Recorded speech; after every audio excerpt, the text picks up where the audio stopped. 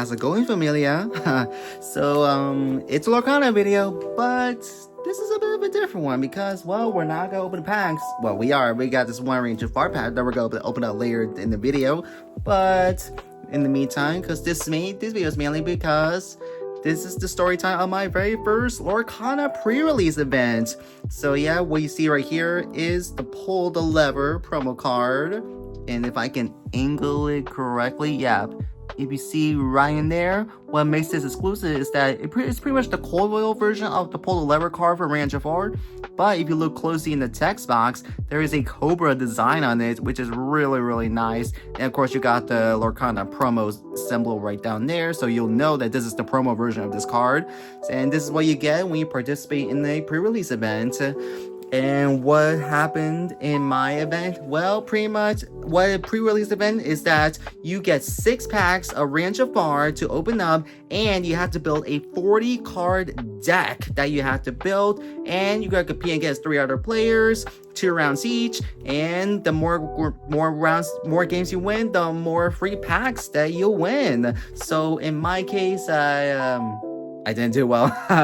Well, granted, it's because I've been out of practice with the Lorcana game, and this is a really good chance to like refresh yourself on the rules, the gameplays, all the abilities on the cards, and it's definitely new abilities that are introduced in Jafar. So pretty much, yeah, I didn't do so well. I only won 1 of the 6 games, but I won 1 extra free pack of Jafar to open up to add to the collection binder, which I actually got right here in front of me.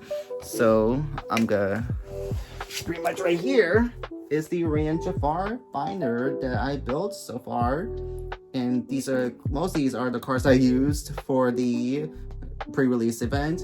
So pretty much what I got right here, I want to show up some cards that I pulled from those 7 packs that I got from the event. So of the 7 packs, this is my best pull, the Cold Foil Jasmine, which is really nice. It's a super rare, so unfortunately I didn't pull any legendaries, unfortunately. But this was my best pull from that night, the Cold Foil Jasmine, which is really nice.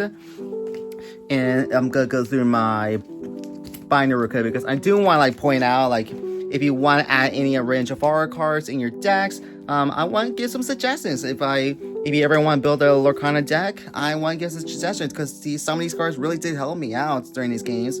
So first off is this Louis Von Drake, mainly because it has an ability that says Lasting Legacy. When this card is banished, you may put this card into your inkwell face down and exert it. So now if this card gets banished, it will go into your inkwell instead of your discard pile. So this is definitely a useful card to have in your deck. If you're playing like a Sapphire, forgive me, I'm so out of the loop in the game. So yellow ink is Sapphire, I believe. No,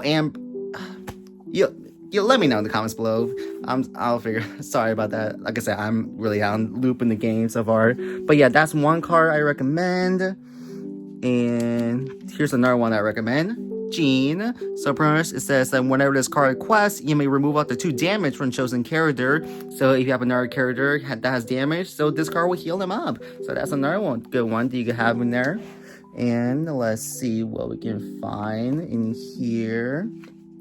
Because I remember there's another card, because there was another one called Cricket, which unfortunately I didn't pull, but that's another good card as well. So that's another recommendation that I will recommend. I remember, oh yeah, here it is right here. Here's another one that I recommend. I ended up pulling 2 of these, both the regular Cold Foil version, but this one is Gloyd. But this is another one that I definitely recommend. It says that when you play this character, each opponent loses 1 lore and you gain 1 lore. So that means this is definitely like you gain extra lore when you play this card. So this is really helpful. You want to get your lore up right away, and you can even take away 1 lore for your opponent or one of your opponents if you play a game where there's more than 2 players. So that this is definitely useful to get like 1 extra lore into your counters. And that's another card that I recommend you have in your deck. And there was also this one, the super rare Mulan. Now remember, this is a reckless, so it cannot quest, it can only challenge. It even says like reckless characters cannot quest, and they have to challenge every turn if possible.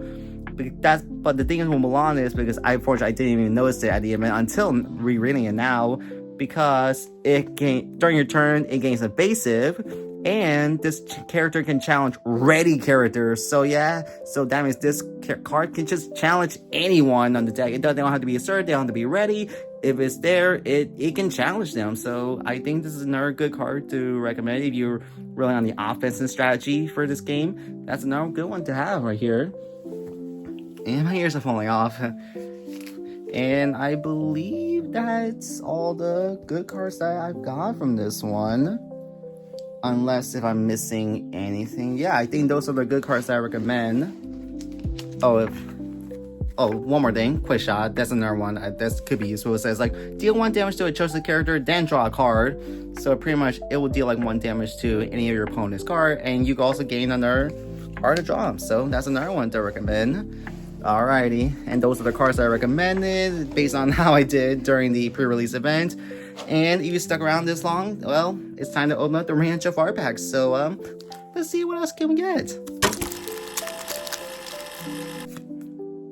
Ooh, oh my goodness, that's a really nice card right there with Jafar and the guards.